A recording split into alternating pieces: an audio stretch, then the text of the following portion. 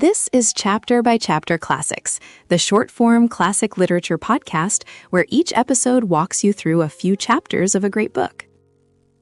Previously, in Pride and Prejudice, Jane's visit to Netherfield turned into an extended stay when she fell ill, giving Elizabeth, Darcy, and the Bingley party time for awkward conversations, early flirtations, and plenty of social missteps.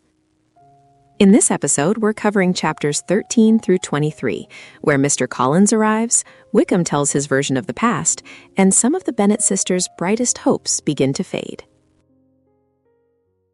Welcome back to the Deep Dive. Today, we are plunging into one of the most chaotic and plot-twisting sections of Jane Austen's Pride and Prejudice. We are. We're covering chapters 13 through 23.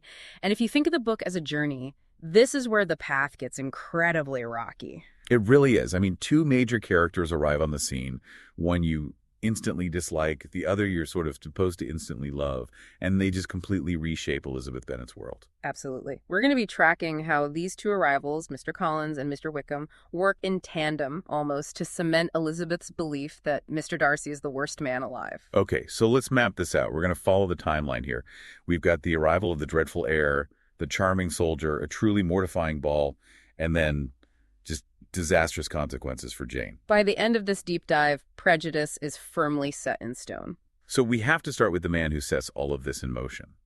The person of necessity, Mr. Collins. Mm-hmm. And you can't really understand him without understanding the entail. The entail is everything. It's the engine of Mrs. Bennet's anxiety. I mean, you have to remember, Longbourn, their home, can only be passed down to a male heir. Which they don't have. They don't have one. 5 daughters. So the moment Mr. Bennet dies, his wife and children are, for all intents and purposes, homeless and without an income. And the person it all goes to is this distant cousin, Mr. Collins. Exactly. So he's not just a visitor. He's a walking, talking reminder of their future ruin. And he writes this letter announcing his visit, saying he wants to make us the atonement he thinks our due. Which sounds noble, I guess. It sounds noble until you meet him. The moment he arrives, you realize he's just this incredible specimen of pompousness and deference. Deference is the key word, isn't it? Yeah. Specifically to his patroness, Lady Catherine de Bourgh. Oh, completely. He defines himself by his relationship to her. He doesn't talk about faith. He talks about her wealth. You know, his greatest anecdote is about her chimney piece. The 800-pound chimney piece. Such a perfect detail. It is, because it shows his values are all about money and rank, not character or morality.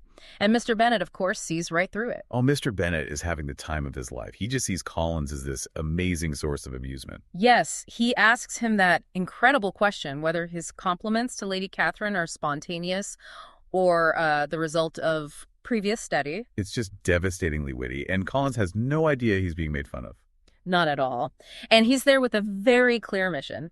He came to Longbourn specifically to choose a wife from the Bennet daughters. It's so cold and calculated. It is. He thinks it's a good deal for everyone. He gets a wife, and he minimizes their loss when he eventually inherits their home.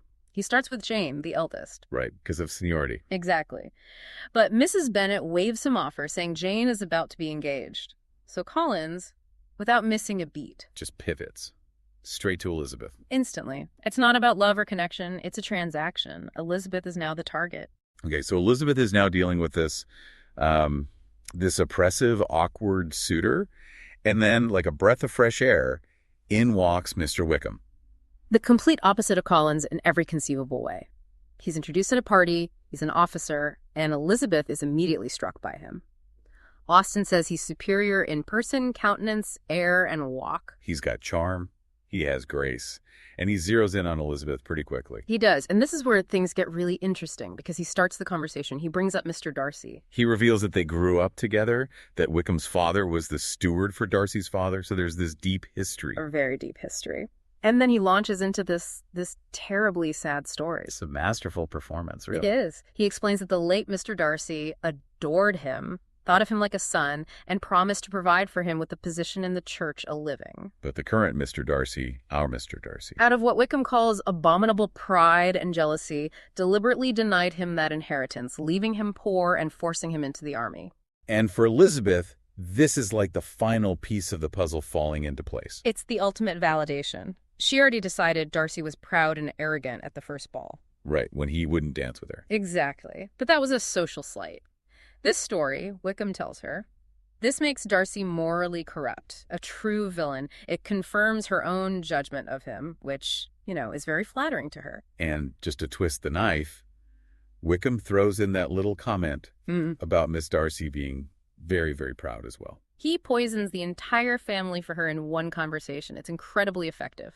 So with all of this swirling around Collins' agenda, Wickham's story, everyone heads to the Netherfield ball, and it is set up to be a complete disaster. It's a train wreck in slow motion, and it starts before she even gets there, really. Wickham doesn't show up. Which is a huge disappointment for Elizabeth. A huge disappointment. And she's told it's because he wished to avoid a certain gentleman. So in her mind, this just proves Wickham is the noble victim, and it sharpens her anger at Darcy. So her mood is already terrible, and then she has to dance.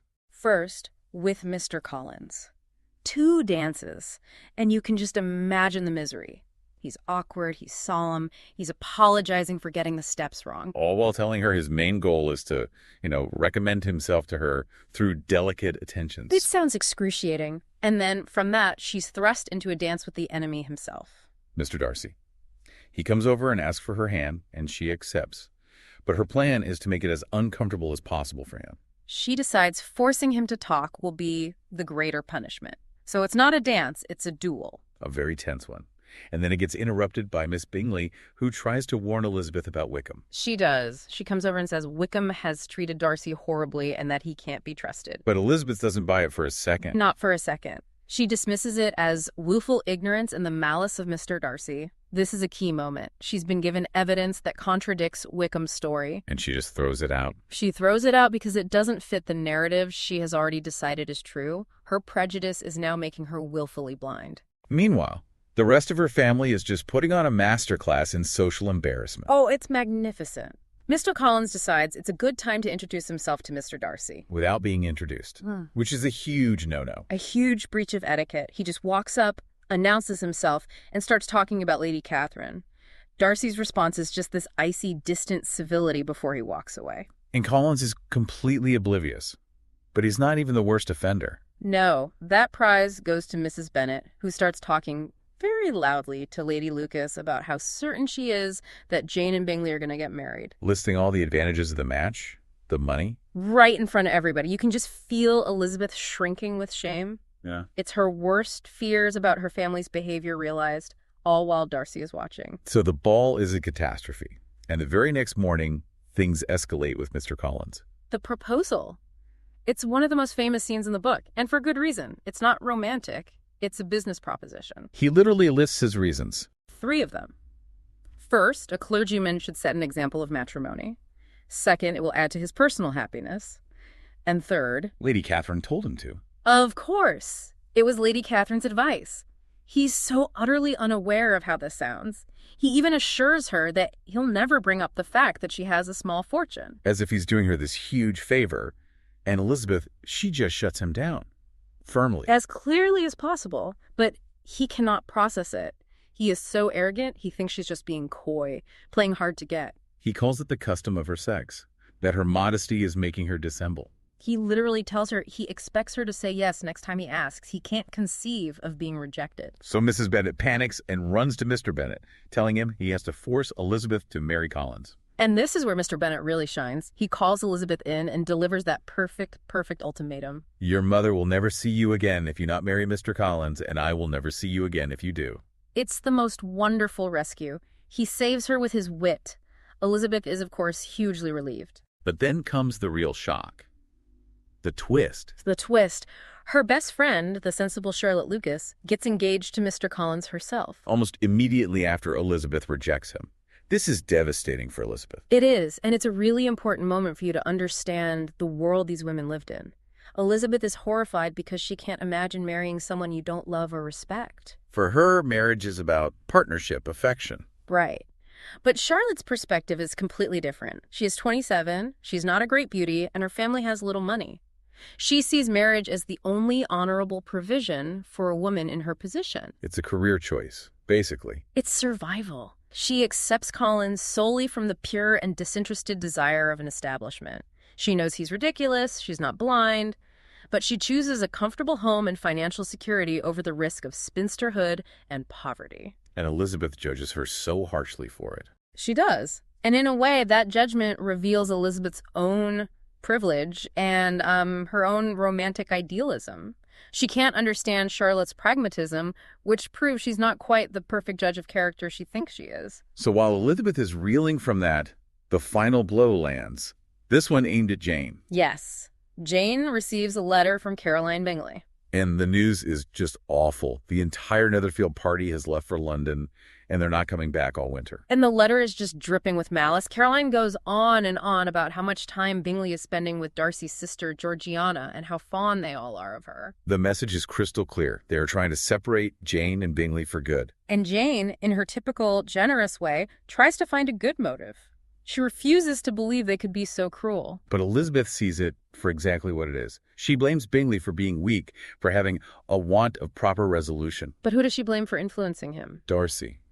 It always comes back to Darcy, the overpowering friend. Exactly. This is the moment it all comes together for her. She now holds Darcy responsible for two terrible things.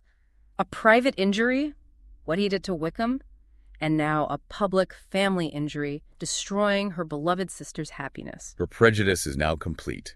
It's not just a feeling anymore. She thinks it's a fact, proven by evidence. She is absolutely certain that Darcy is a malicious, manipulative man. And she is absolutely certain that she is right. So this is where we leave Elizabeth. She's escaped marriage to Collins, but she's heartbroken for Jane, and she is filled with righteous anger toward Darcy. Her confidence in her own judgment is at an all-time high. Which is the perfect setup for what comes next. She's about to go visit the newly married Charlotte and Mr. Collins in Kent, which means she's heading straight into the territory of Lady Catherine de Bourgh, Darcy's aunt. So the question we're left with is a big one. What happens when Elizabeth sees Darcy again, not in the chaos of Meryton, but on his own turf, where her prejudice is going to be tested in a way she never saw coming? You just can't put the book down at this point. Join us next time as we follow Elizabeth to Hunsford and into the intimidating drawing room of Lady Catherine de Bourgh. That's chapters 13 through 23.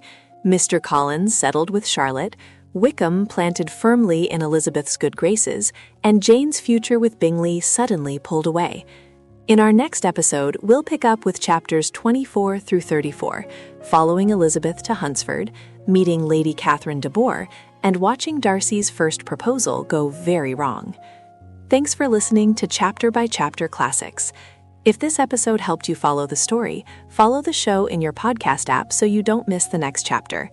And if you're enjoying this series, please take a moment to rate the podcast or leave a short review. It really helps other readers and students find the show.